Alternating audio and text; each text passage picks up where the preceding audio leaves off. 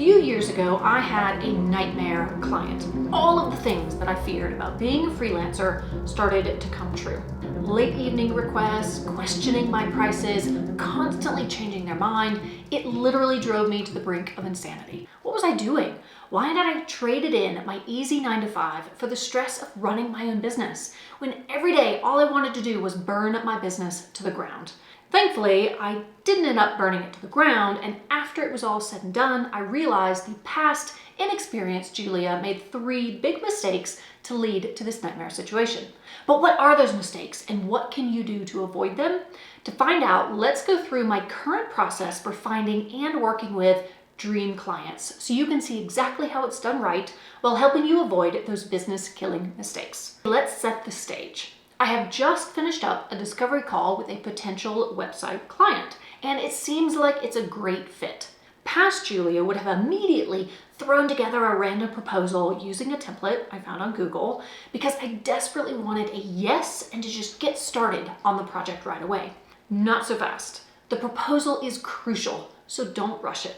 Which brings us to the first big mistake: simply listing all the website features versus taking time to highlight the benefits. Clients aren't interested in the techie features. They simply want to know how their shiny new website is going to benefit their business. How will it make them more money? How will it make them less stressed? How will it improve their users' experience? How will it make their life easier? I can't stress this enough. Take the time to think about how the product you are going to deliver will benefit them. Customize your proposal so it speaks directly to their pain points, and clearly explain how you will solve their problems. And P.S., make sure you ask the right questions during the discovery call so you actually know what their problems are. Don't assume. Not only are you much more likely to get a heck yes if you highlight the benefits in your proposal, but you're also less likely to get a client who questions your price. Which brings us to mistake number 2, undercharging. Past Julia not only would have thrown together a crappy proposal, but she also would have massively undercharged because, well, imposter syndrome. I guarantee you that if you take the time to list out all the benefits that your work is going to have for the client, you will be a lot more likely to charge accordingly. With my nightmare client, not only did I undercharge, but I also didn't charge extra for all the small edits and minor changes they requested. You see, I'm a massive people pleaser, so instead of politely explaining that any changes outside of what we initially agreed, I would charge extra, I just kept saying yes. As much as I don't like to admit this wasn't actually the client's fault, it was my fault. Past Julia didn't lay all this out in her proposal, and it bit her in the backside. Don't be like Past Julia. Learn from her mistakes. I know I did.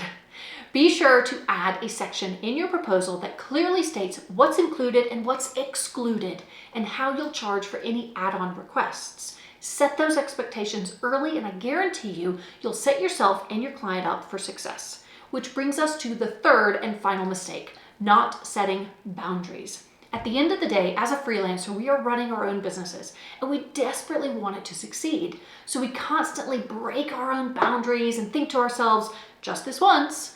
Then all of a sudden, you realize you've created a monster and you want to burn your business to the ground. Before you get all Frankenstein on me, do me a favor and figure out your non-negotiables.